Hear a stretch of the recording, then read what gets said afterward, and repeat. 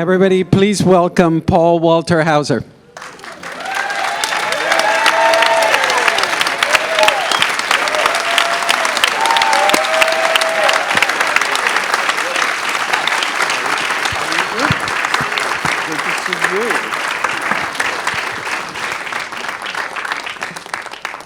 So I have to preface, and before we get into it, I have only been to Santa Barbara one other time, and it was an impromptu trip with my brother-in-law, Joe. And we just decided to drive up to PCH and go on a little impromptu adventure. But we got up here, and it's another world up here. It sounds like I'm pandering to the audience or something. I'm you totally are, not. but that's okay. No. You only get authenticity from this dude, so I'm just being authentic and saying the air and the cleanliness, and everybody seems like they've sort of paid off their debt. It's just a nice vibe, if you will. All the kids read poetry and all the adults eat their fruit, their vitamins. It's just it's an interesting, beautiful place, and I'm genuinely tickled that you had me up here, so thank you very much. Wow.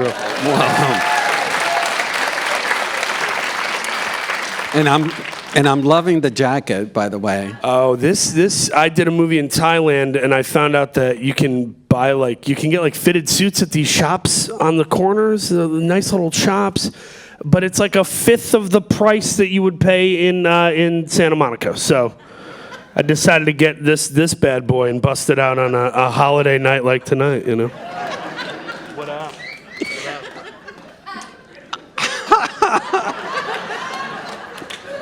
Sorry, Roger. I've totally derailed this. That's all right. Hey, just go. Let's go with it. I've greatly admired you for so many movies. I mean, you're such a scene stealer in I, Tonya. You're such a scene stealer in Black Klansman, but they were all supporting roles. What was it like to be offered a leading part and in a Clint Eastwood film?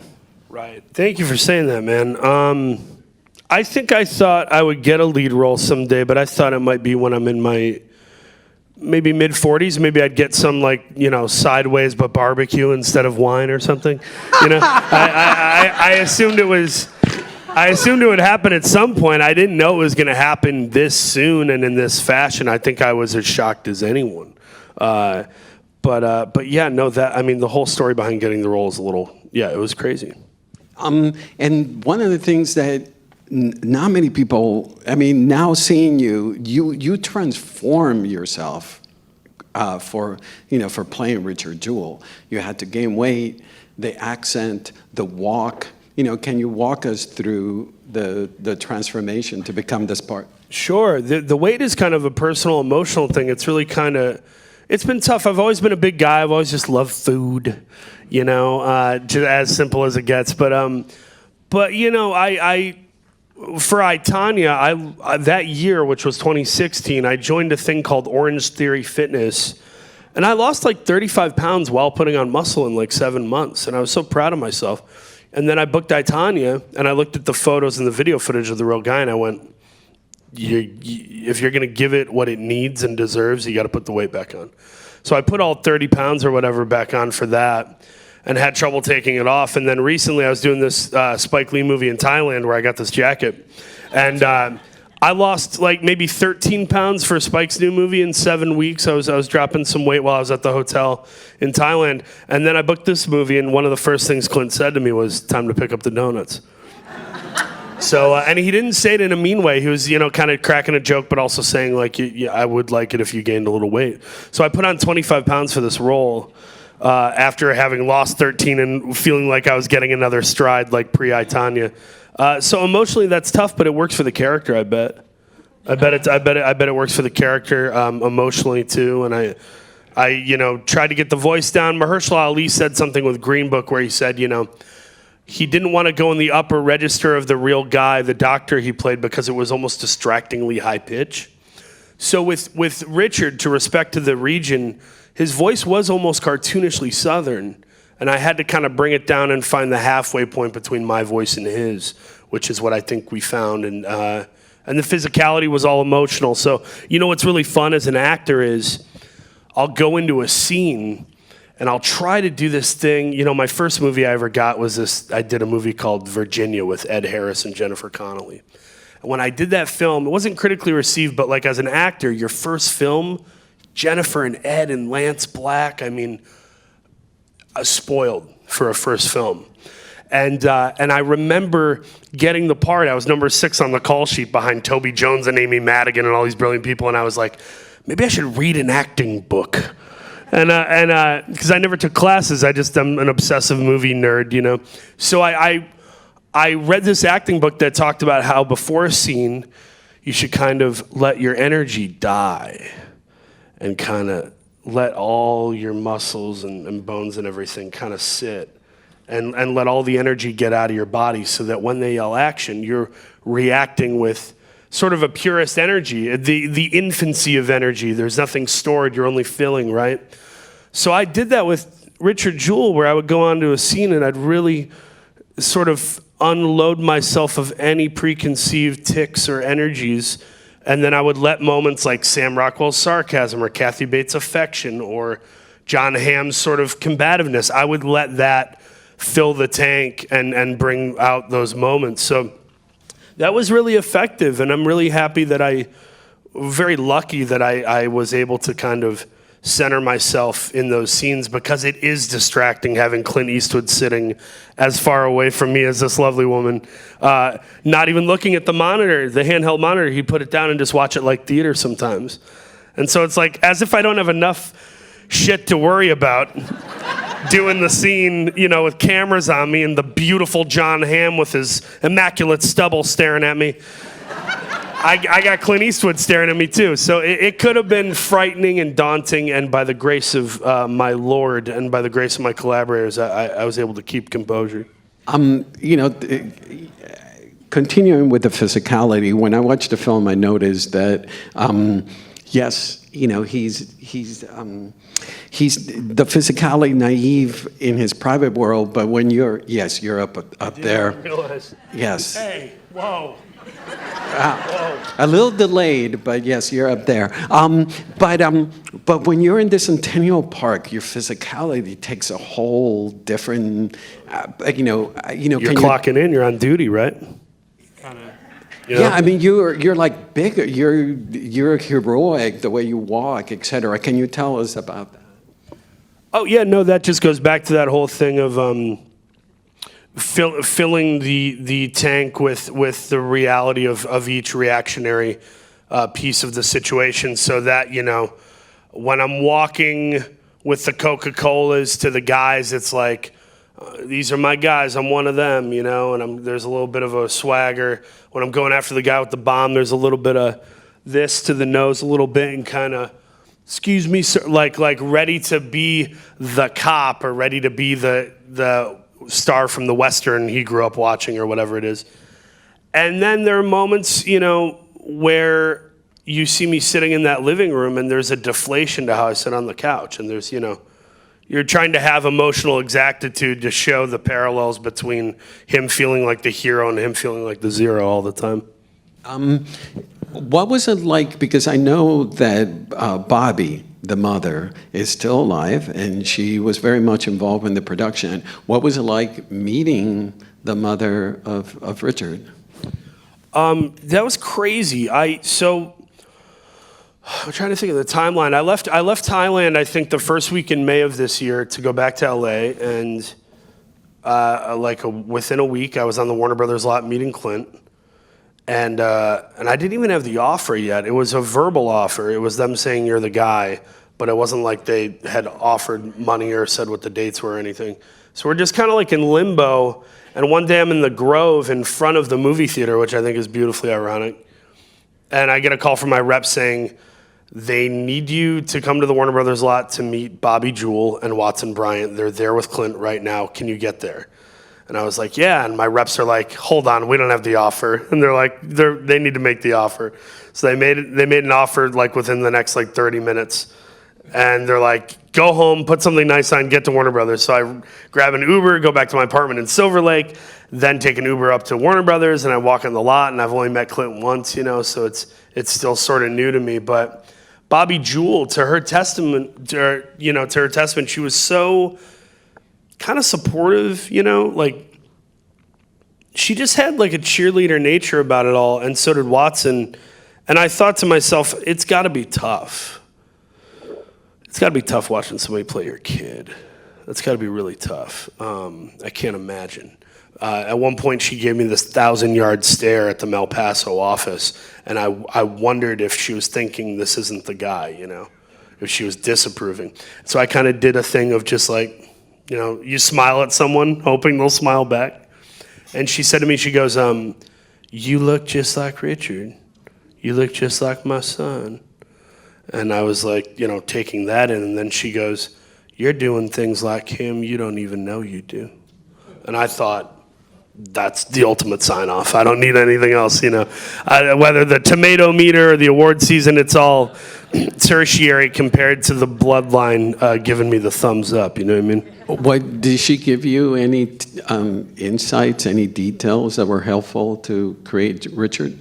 I asked for little details. I was asking stuff like, did he snore? What snacks what movies did he watch? Did he listen to music, I wanted to know the little things because the big things were all in the plot and in the screenplay by Billy Ray anyway. I don't need to know that stuff. I want to know the fill-in-the-blank realities that can speak to greater truths or are indicative of a behavioral pattern, And then what's beautiful about this film is that the relationship between you and Watson, it's this mentorship, friendship.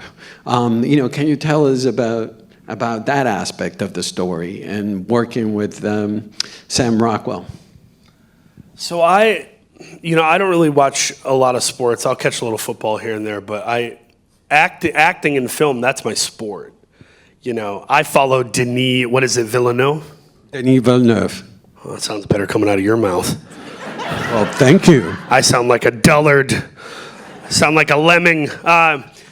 Denis Villeneuve.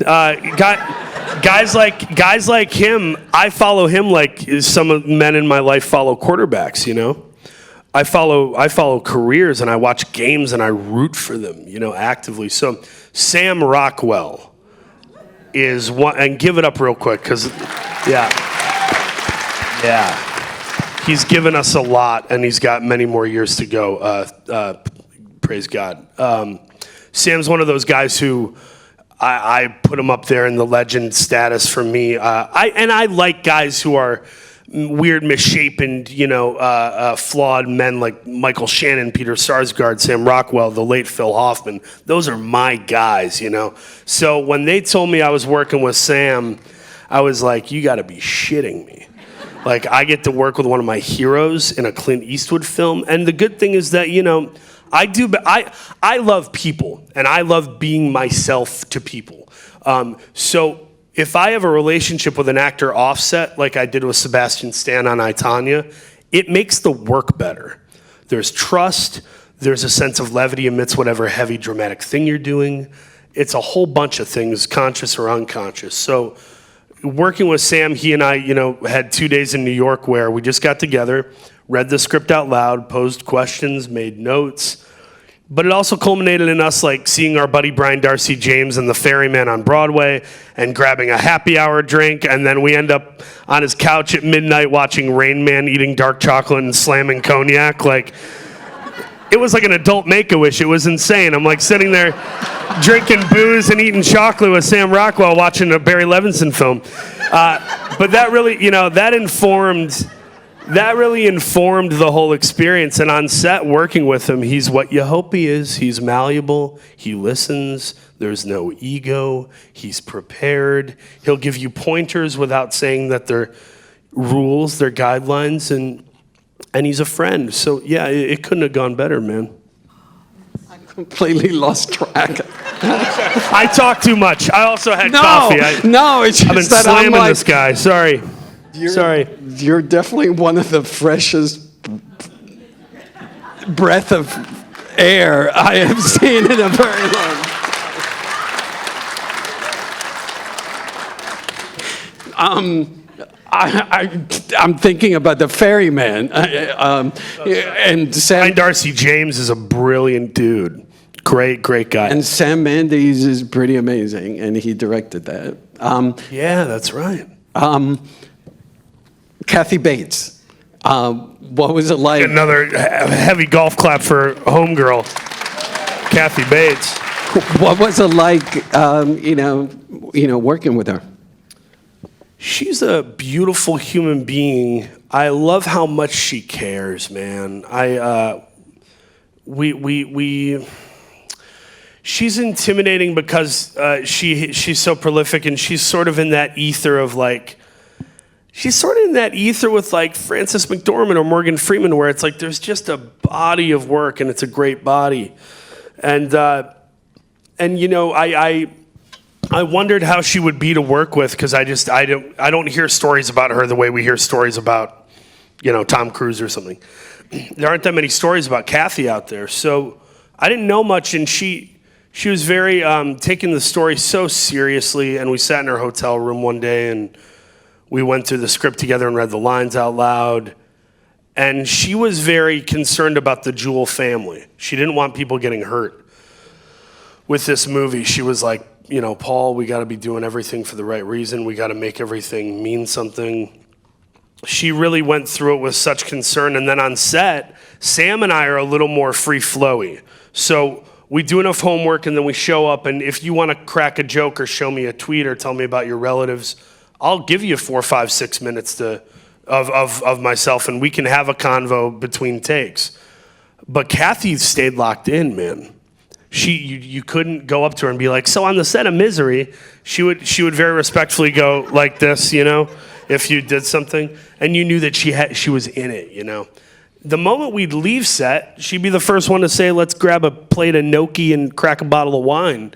But in it, I was so impressed by her focus and how much she gave a damn, and then you watch the film and clearly it shows. It's gnocchi. Denis Villeneuve and gnocchi. Denis Villeneuve, got it. You got to shoot in Centennial Park. Spielberg? Is it Spielberg? Yes, and Stefan Spielberg and S. Wood. So you got to shoot in Centennial Park. Tell us about that opportunity. Very helpful to go to the real place and have such sort of concentrated construction of the believability of the dimensions of each structure and how many people were there, and playing the music that was played that night. I mean, they really went above and beyond as far as trying to capture everything, and then the people, the background actors, the background performers. They were really into it, and not in some hokey look at me way like some background actors can do, where they're trying to win the peripheral Oscar. This was more like everybody was into it, like really having, and unfortunately, not to bring this down, because I feel the vibe, we're having fun and stuff. But in the current climate with mass shootings and different tragedies, I do think it's more on our hearts and minds that this is a reality more now than ever. So when those background actors were given all they got in the scene where the bomb goes off, it wasn't hard to act. It was really easy to be in that moment and have goosebumps or tears or feel it because we were in that park with those people giving that performance. Yeah, which actually, it was going to be one of my questions, is the fact that this happened 20 years ago, but the story feels so relevant to today. Was that something that you guys were aware when you were shooting, the relevancy? I think so, and Clint kind of promulgated that early on and was saying, the reason. Clint never told me how he was making the movie. He always said why. So he would say, this is an evergreen story that needs to be told. We need to give redemption to a man who got sort of a public screw job, as he had put it. And he said, this film is as much about that as anything, of righting that wrong for him. And by the way, and I say this so comfortably because, as you can tell, I usually tell the truth and I speak quickly, and those that speak slowly might not be. Clint didn't talk about politics. He did not give even an iota of information regarding who he was voting for, or what he thought about this, or what he thought about that. He's concerned with the movie. He's concerned with the story. And he wasn't trying to vilify the government or the media. This is an isolated incident. We all know we need authority figures. We need journalists. We need the media. So it's not an ugly screw, turn the screws on the... That's some internet BS that people like to roll around in. The reality is such. It's a character-driven story. It's a true story. And we wanted to right the wrong for the Jewell family. Yeah. But also, he does have a history of putting the ordinary man in extraordinary circumstances, and that's where Richard Jewell falls right in. Where it feels like it fits his lexicon, though I don't know if he would admit to having like a tonal lexicon or a thing like that, or a canon of sort of thematic elements. But it feels like if DVDs were still a thriving thing, it would be like in a 3-pack with Sully and American Sniper, Yeah, and even Unforgiven. But so you've worked with Craig Gillespie and you work with Spike Lee and now Clint Eastwood. What was unique about Clint Eastwood's directing style? What was, and I suppose unique, putting a pinpoint on unique would be to say that it's different from others. So I guess what was different from the other folks I had worked with or known is there's that sense of the why and how. He tells you why, but he expects you to show him how. And that was really cool. It's cool showing up and someone doesn't dictate what you're doing. They just go, I hired you, do the thing. Do the thing you're hired to do. So that was nice. And then he allows improvisation. And as you can tell, I like comedy and I like improv. And if I were to take a tally with a little sheet in the theater and watch the movie myself, I could probably pick out 20, 30 lines I improv that made the movie. And that's all due to Clint allowing it and letting it breathe and maybe not yelling cut as quickly as others would. So that felt unique. And then the unique thing is, you don't get many takes. Sometimes I forced more takes where I was like, but like that diner scene, I told him, I go, buddy, I need like 7, 8, maybe 9 of these.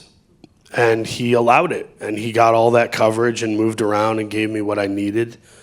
Because he knew that it wasn't some vain actory thing. It was me saying, I know this is a pivotal moment. Let's not shortchange it. And so he wasn't obtuse or unthinking in those moments. He was very continually open and collaborative. And you did mention that this is a very serious subject, and it is a tragedy. What was it like for the actors to be recreating this? What was the set and the mood? I mean, the mood in the set. Yeah, what was sort of the vibe between everybody? Correct. Sam said at one point, he said, this feels like an indie. He kind of told us that. And I think what he meant by that, and you'd have to ask him, but I think what he meant by that was that it was kind of small and felt kind of homegrown and intimate. So the vibe was very much, it was almost like I, Tonya, because I, Tonya was almost like making the volcano in the science project without knowing if the lava was coming up. Mm-hmm. It was this weird little experience or experiment between friends that we had hoped would be, volcanic. And I would say this movie was a little bit similar, where we didn't fully know what we had. We just knew we all trusted each other and liked each other and were mutual fans. And we were kind of doing that thing of like, Anna Clint said, it's short days. So you get in at 9:30 in the morning, which is a great call time.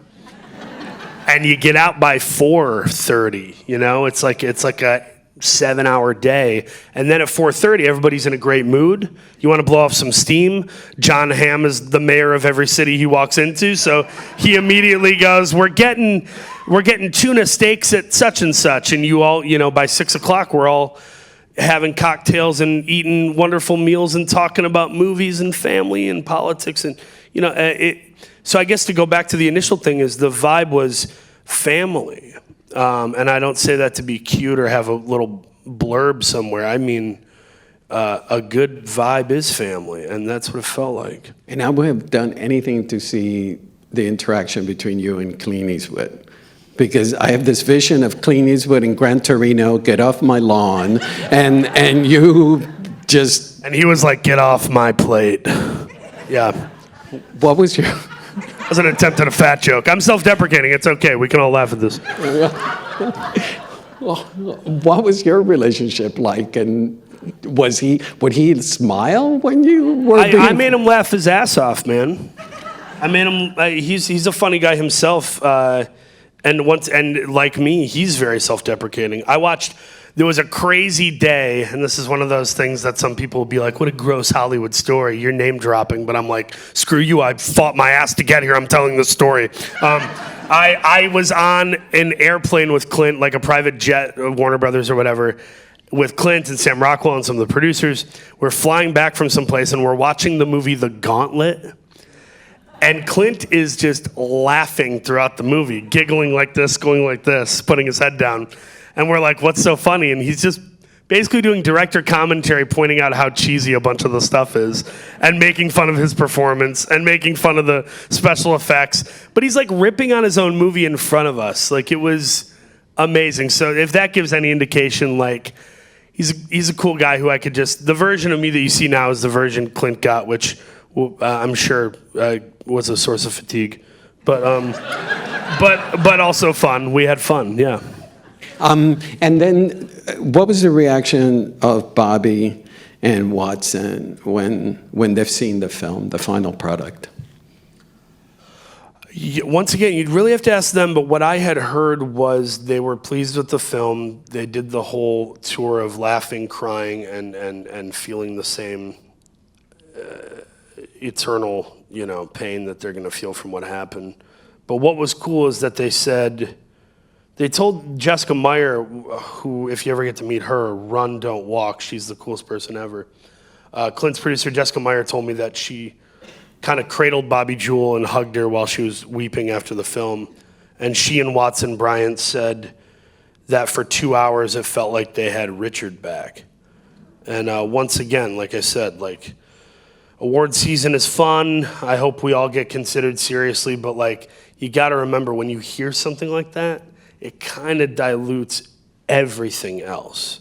You know that in someone's spirit they felt good. You made someone's spirit feel good with a story. And I'm so grateful for... Oh, thanks. Yeah. I'm so grateful for that, though, really, really. On that note, Paul, thank you so much. What a delight. Thank you, buddy. Yeah.